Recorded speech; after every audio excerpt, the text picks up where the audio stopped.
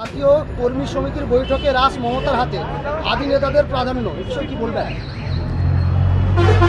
এটা একটা কোম্পানির মালিকের হাতেই রাজ থাকবে, আর উনি ঠিক করবেন কে কর্মচারী কোথায় যাবে। এ নিয়ে কোনো প্রশ্ন হতে পারে না, এটাই আছে, এটাই থাকবে, যতদিন দল থাকবে এরকমই থাকবে। অভিষেকের কর্মসূচির দিন জোড়া কর্মসূচি তৃণমূলের, তাহলে কি অভিষেকের হাত বেঁধে দিল তৃণমূল? কেউ করে হাত বাঁধে রেখেনি,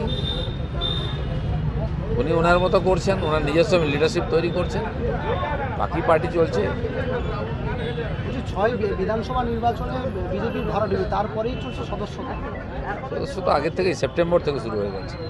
ওর সঙ্গে ইলেকশনের কোনো সম্পর্ক, ইলেকশন আসে যায়, চলতেই থাকে, আপ ডাউন হতেই থাকে। বলছি, অমিত শাহজির দেওয়া লক্ষ্যমাত্রা পূরণ করতে পারবে বিজেপি বলে মনে দেখা যাক, শুরু তো হয়েছে, চলুক, কতদূর হয়। এই যে বঙ্গ বিজেপির মধ্যে পরস্পরের মধ্যে যে একটা দৈরত্ব চলছে, কোথায় দৈরত্ব মনে হচ্ছে? এখানে লাইনে বসে আছে।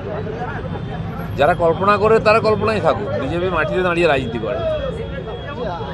দলের সক্রিয় কর্মী কিংবা নতুন যারা এসছে তাদের মধ্যে একটা বিভাজন ক্রমশ। কোথায় বিভাজন হয়েছে? এটা টিএমসি নাকি যে গুলি বন্দুক দিয়ে বিভাজন হবে? এখানে নতুন পুরনো সব বসে আছে, সবাই ভারত মাতা কি জয় জয় বলে আর জয় শ্রীরাম বলে পার্টির কাজ করছে, লড়ছে, আগামী দিনেও তাই থাকবে। বিজেপিতে যে এসে যায় একবার এসে যায়, নতুন পুরনো বলে কিছু থাকে না।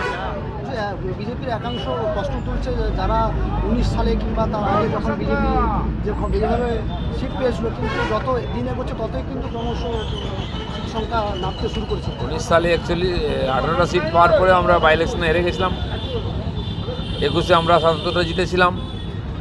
তো কখনো হার কখনো জিত পার্টিতে হয়েই থাকে। মমতা ব্যানার্জি অনেকবার হেরে গেছেন, তারপর ক্ষমতায় এসছেন, একটা সিটে নেমে গেছিলো, আজকে তারা 29টা সিট পেয়েছে। রাজনীতির অঙ্গ এগুলো। 24-এ লোকসভা ভোটের পরে আবার বিধানসভা উপনির্বাচনে যে বিজেপির বিপর্যয়, উপনির্বাচনে সবসময় যে সরকার থাকে সেই জিতে।